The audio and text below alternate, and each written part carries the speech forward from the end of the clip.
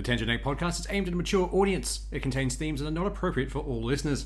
It's important to note that we are not experts. We routinely have no idea what we're talking about and are just three idiots sitting around a table.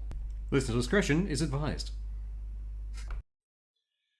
Welcome to Tangenetic Might Play for November 2025. As always, with me are Swoosh and John Doe. Hello again. Hi. So, what games did you guys get into last month? Battlefield. Excellent question.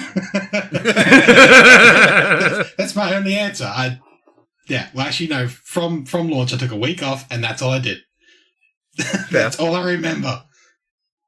Look, once you play a game for that long, it's all you've played. Yes. And for me, I've been playing I played through all of Digimon. I burnt through that game. That's with me going up and down dungeons, just trying to level shit for fun. Like, I've only just started playing it, but I'm liking it. It's honestly, pretty fucking good.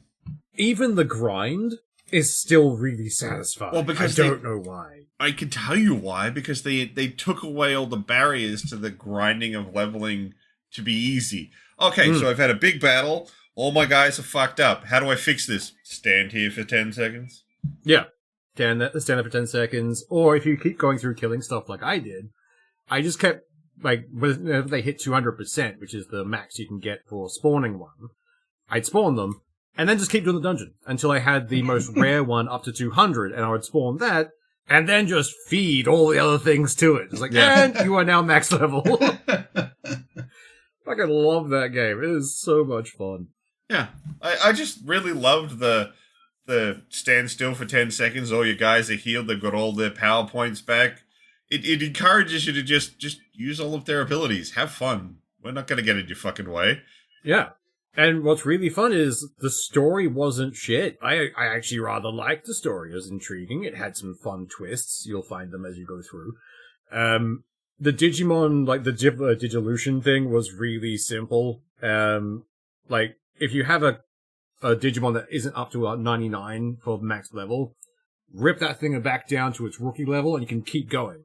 And just make them stronger and stronger. It's so much more fun. When they hit max, they get bonuses for de-evolving. I think the idea is that you're recompressing them, so they get to take some of their stat level ups back down to level 1. Yeah. And then you get to re-level them with better base stats. Pretty much. So every so often I would just go through with these max, like, ones I've made from fighting high-level shit, squish them back down to a rookie or lower, and then build them up. And you find so many interesting, like, Digivolutions out of it. I still haven't got them all. I spent a lot of time trying to, but you have to be at max level. It's like, fine, now I need, like, New Game Plus. But, other than that, because if left alone, I will sit here and glom about Digimon for far too long. I was also playing Code Vein, the first one, because the new one comes out at some point next year. It's pretty early in January last time I looked at it. Yeah. I've also been playing Goblin Cleanup, which is essentially a Viscera cleanup, but instead of it being like, you know, a shootout, it's dungeons you have to reset after adventurers gone through them. So you're restocking chests, you're resetting traps, you're cleaning the blood. That's pretty cool. That's kind of cool, actually. It's very simple. Sounds like the kind of thing that would tide me over until Power Wash comes out. Pretty much. Other than that, there was also the Lord of the Rings Return to Moria. Still burning through that one. Still places I haven't been, things I haven't killed. And gotta kill them. Must dig too deep, too greedy. Exactly. And one game I've been playing on and off for a while is Stick It to the Stick Man, where you're just kind of a stick guy running up and beating things, and it's interesting. It's very simple. Nice. But yes, Digimon. All of it, forever. Well, I just downloaded the Digimon demo, and I just added Goblin Cleanup to my wish list. I played a lot of fucking Battlefield. It's not a perfect game, but holy shit, am I fucking hooked on it. That's the important. I woke up, like, it released in Australia at 2 o'clock in the fucking morning. I had an alarm set for 1:45. I woke up, I sat down, and I logged into the game with 875,000 other people trying to access the fucking servers, because that was the wait queue. But by 2:15, I was in and playing. Nice. And then in 3 hours, you had to go play D&D. Yeah, I just didn't sleep. I just played D&D, and holy shit, was I useless in that fucking game. But I did it. What do you do, John Doe? Like, I focus in my sights. Like, you're playing a barbarian. Like, oh shit! I swapped a pistol, throw a grenade. I don't know. Flashbang out. Can I just knock the fucking wall in? You're a ranger. No. This is hard. But yeah, the game is absolutely not fucking perfect. There are a lot of things that need fixing, but it's got good bones. Look, is it releasing the dopamine in the horrible thing that is the meat brains? Yes, it released so much. Then it is good. It asks you to uninstall the campaign. So I do after you've played through the campaign once, when you first go to click on the campaign again, it says, you have completed the campaign. Would you like to uninstall? Before it asks you to play any of the missions again. That's great. But I like that. I couldn't help myself, so I spent 2.5 days going through every mission and finding every collectible and doing every little challenge because it unlocks shit in the multiplayer. And then I never have to touch it again because I've done it all. So it's now uninstalled. And my entire Battlefield install is 26 gig from 75. And I am so happy. Nice. But yeah, I dumped so much fucking time into that I've had Battlefield dreams. Oh, God. That's when you know a game is good, when it infects your dream. Like, there absolutely are things that need to be fixed. Like, a lot of the equipment that you use for your classes is locked behind challenges, like 300 sniper headshots, or a certain amount of damage from a certain weapon type from hip firing, and every weapon has fucking bloom. So you can't reliably just run at an enemy and spray and pray because it has fucking bloom, so you can't guarantee that you're being accurate. That's a bit annoying. So they did add something in and they never told anyone. It's funny as fuck. Like, you've got your classes, your support, your assault, your engineer, and your sniper. They added in a thing that if any class other than the sniper is using a sniper rifle, it adds massive bloom to the rifle, so you're only 70% accurate.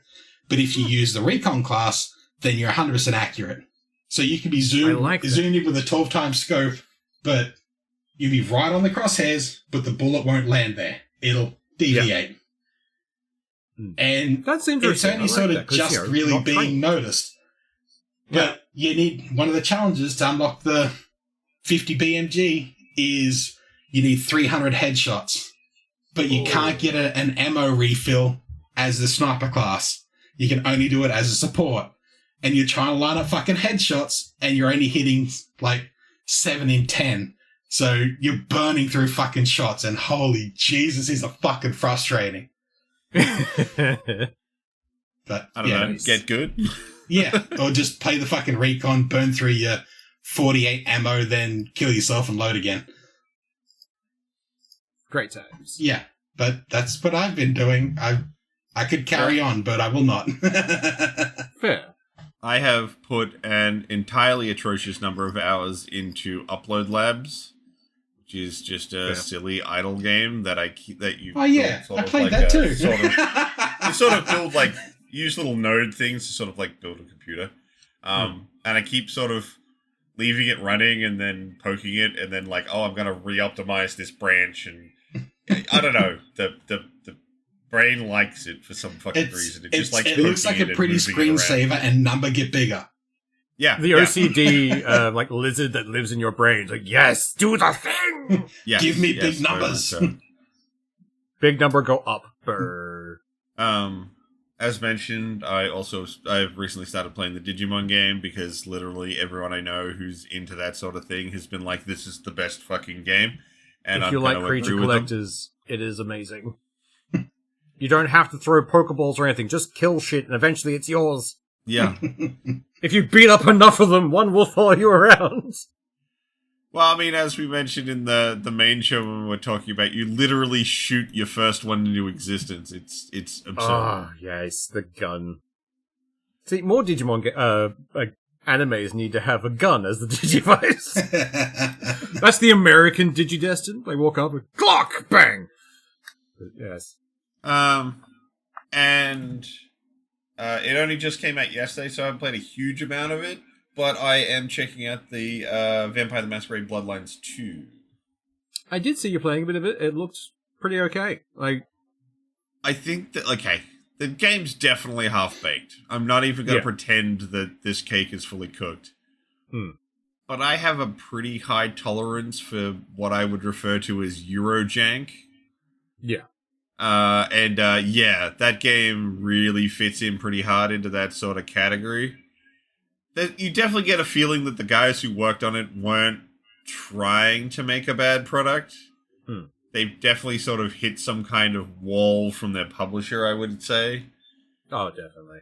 But it's not bad. It really comes down to your tolerance for Eurojank. If you can play those sort of games and get past the unfinishedness of a lot of them for the things that the people who were working on it generally were trying to do, I think you can have fun. It's a little more dialogue heavy than I was expecting. Oh. But I don't hate that because the dialogue's probably some of the best that the game's got to offer. Guys. Having the noir detective in your head's fun. That was kind of funny when I was watching you play through. It was entertaining. Because you wake up as an ancient vampire, and for some reason you've got another vampire's mind in your head, and he can talk to you. So you're sort of doing a bit of a weird buddy cop thing where you're too old to know anything that's going on, and he has to kind of help guide you through the current setting. Which I think is also an excuse to just get a bunch of people who don't know anything about the World of Darkness setting up to speed. Oh, yeah, definitely. It's a great way of doing it, though. Because, there's a lot of things where what's the state of the masquerade? And then he gives you a full breakdown on what the masquerade is, and it's like, so if you didn't know anything about the setting, you'd not know what that was, so... It's a great way to just have someone who, having the character be so old in 2000... I think the game's set in 2024. Having another character basically updating them on how thing you remember functions now. Shortcuts having to do just big lore dumps. Yeah, definitely. Oh, look, it plays fine. Screaming out for a lock-on function, but it's not bad. I'm probably going to have a good enough time with it. I mean, I played it last night. I was streaming it for people in Discord, and everyone was just having fun making jokes about the silly game I was playing. So I think that probably helped too. I think that this one being a bit half-baked, I swear this is mostly because of marketing people launching shit far before it's ready. Well, I mean... Because, we've known this was coming for how long? A good while, but, they had that Christmas trailer they put out where everyone was like, whoa, that cannot be how that game looks.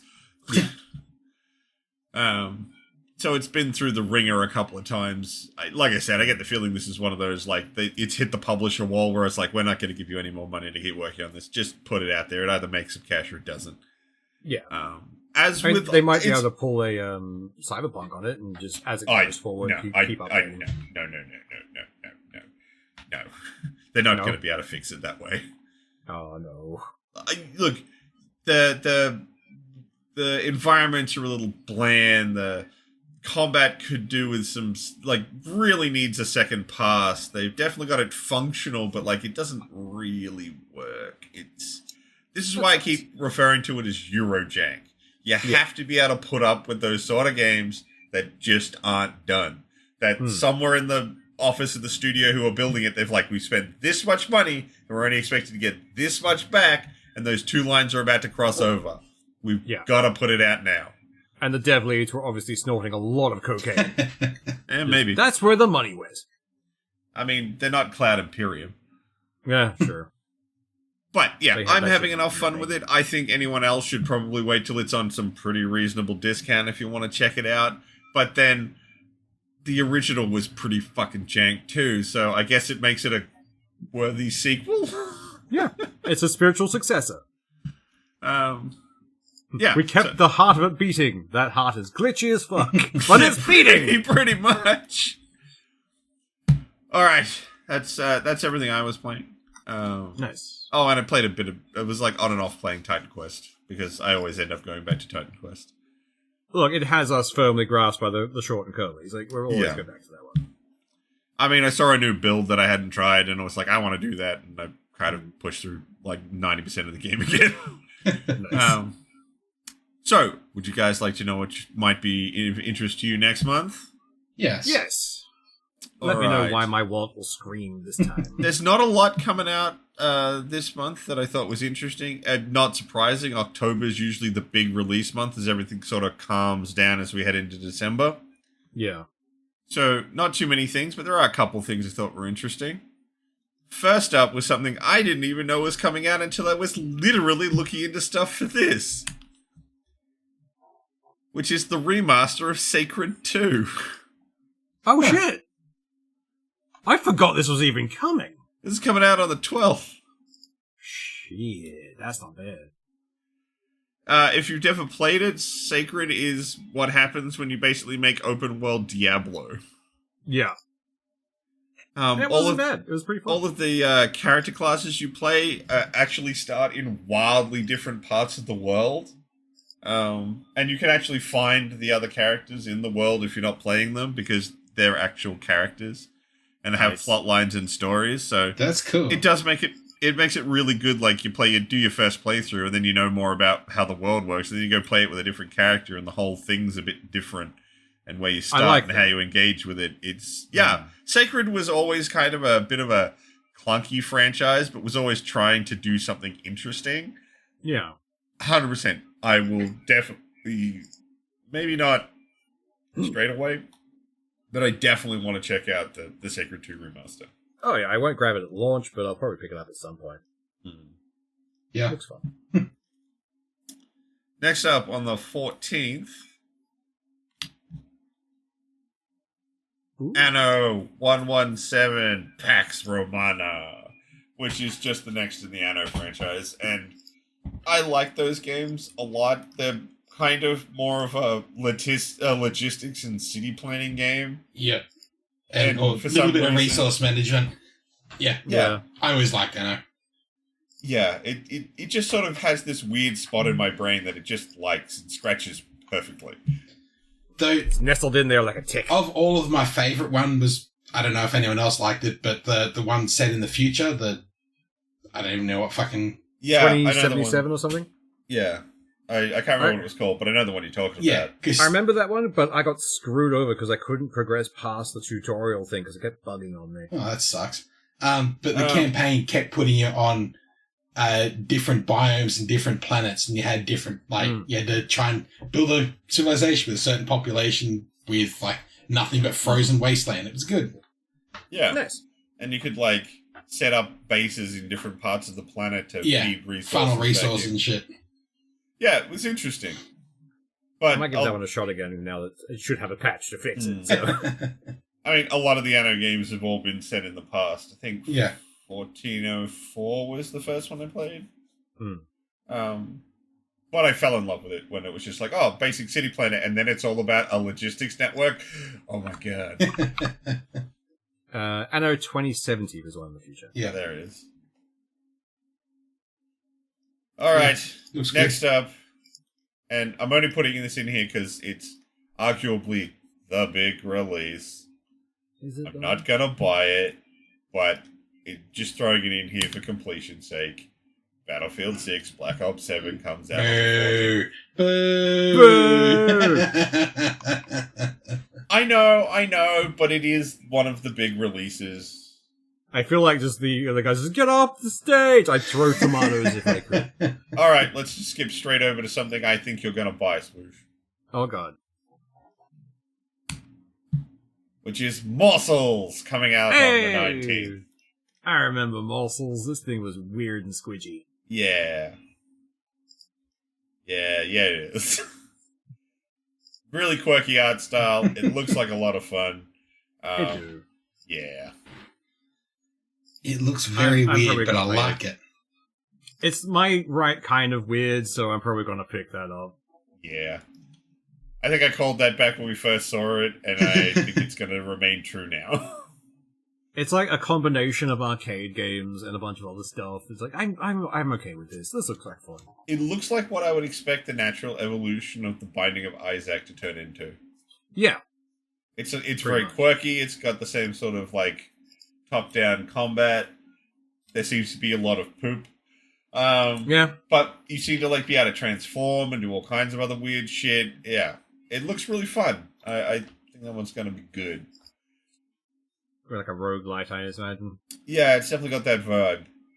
And I'm just gonna throw it in here, because, and I'm super sorry to anyone who was looking forward to it. I completely forgot last month.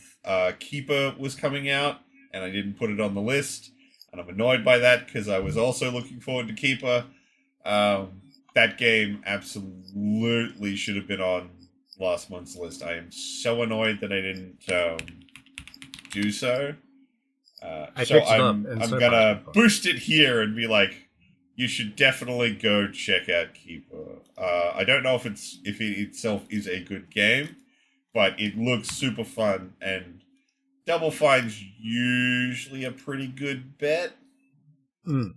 It's a bit janky with the movement at the start, but it does get better. Like once you learn how to do it. But it's very pretty, and I like it. Apparently, when this came out, there were some real issues with the marketing on Steam. They had a very lackluster launch, but by all accounts, from what I've read and heard of it, it's quite good to play. Like, it's not a bad game. It's just that it wasn't marketed overly well for the PC launch. Yeah. No marketing. Yeah. Pretty much. Like, it popped up, and I'm like, oh shit, I can get this. I spent my time looking for stuff to tell you guys about, and I fucking missed it. Yeah. It was a sneak release. But yeah, I know it's from last month, but I'm going to single boost it here just because, I'm sorry, I failed you guys. It should have been there. You have failed this city. No. But yeah, that's it. It's a pretty light month, and I don't expect December's probably going to be that big either. We're sort of heading into that sort of like end-of-year slump. Everything got announced or released in October, so it's ready for Christmas. I think the next big thing that I'm aware of is not coming out until January, but I will see if I can dig some stuff up for December when we get around to that. But yeah, that I think is your lot for at least the things that I thought were particularly of interest. If there was something else of interest that you know about that I didn't mention, feel free to drop it in the comments. I'd love to see it.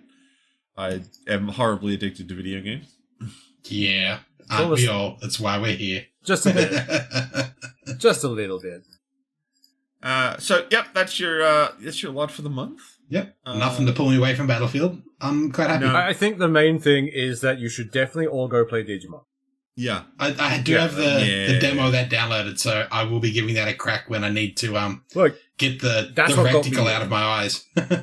I got the demo. I was like, I'll give this a shot, and within like halfway through the first thing, I'm like, I'm buying this game. Look, it hits that like creature collection itch. It does, and the characters are fun and silly, and I love it. It has whimsy and has heart. Fuck all of you. Yeah. All right. Well, y'all have a good one.